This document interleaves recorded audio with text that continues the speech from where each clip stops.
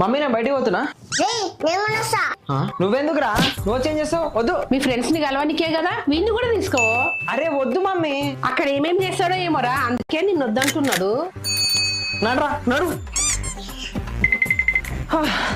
అరే తమ్ముడు fan on చేయరా.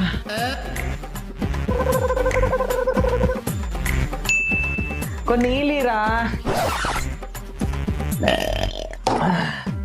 అమ్మా నా ఫోన్ ఇవ్వవా కొంచెం ప్లీజ్? అక్కడ ఉంది.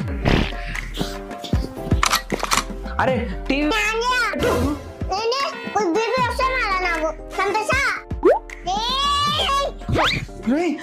అరే అన్నయ్యతో అట్లనే నా మాట్లాడేది.